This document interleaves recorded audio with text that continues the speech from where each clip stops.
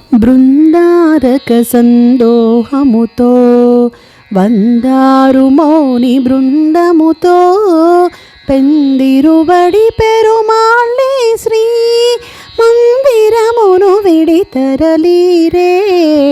బృందారక సందోహముతో వందారు మౌని బృందముతో పెందిరుబడి పెరుమాళ్ళే శ్రీ మందిరమును విడితరలీరే.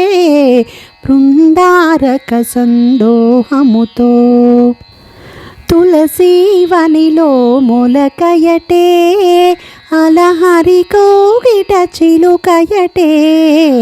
తులసీవనిలో మొలకయటే అలహరి కోగిట చిలుకయటే. వెలసినయ్యమున విష్ణు చిత్తులకు నిలయ దీపమై వెలిగెనటే. వెలసినయ్యమున విష్ణు చిత్తులకు నిలయ దీపమై వెలిగెనటే.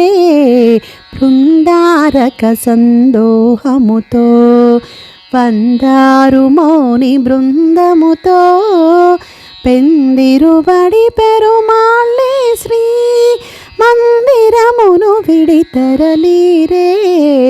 బృందారక సందోహముతో విరజానది కావేరియటే పరమ పదము శ్రీరంగమటే.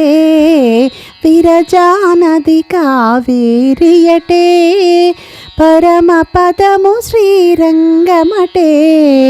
వరుడారంగేశ్వరుడు కదా మన సిరి ఆండాళే వధువు కదా. వరుడారంగేశ్వరుడు కదా మన సిరి ఆండాళే వధువు కదా. మన సిరి ఆండాళే వధువు కదా. మన సిరి ఆండాళే వధువు కదా.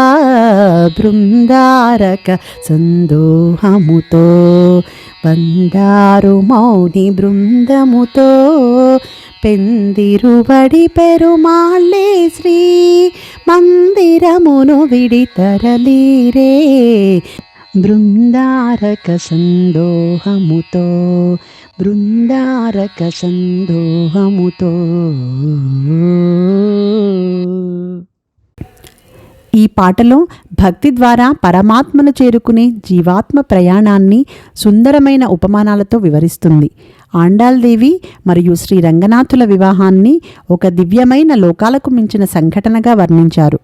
ఆండాల్దేవిని వరించేందుకు శ్రీమన్నారాయణుడు దేవతలు ఋషుల వెంట ఉండగా వైకుంఠాన్ని విడిచి భూమిపైకి వస్తాడు. తులసీవనంలో జన్మించిన ఆండాల్దేవి శ్రీహరి హృదయానికి ఎంతో ప్రియమైన వారై విష్ణుచిత్తుల ఇంట దివ్య వెలుగులా వికసిస్తుంది. వైకుంఠమే శ్రీరంగంగా మారి విరజానది కావేరిగా ప్రవహిస్తుంది. ఈ దివ్య వివాహంలో వరుడు శ్రీరంగనాథుడు, వధువు భక్తి స్వరూపిణి అయిన ఆండాల్దేవి. ఇది కేవలం ఒక పెళ్లి కథ కాదు, జీవాత్మ పరమాత్మల ఐక్యానికి ప్రతీక.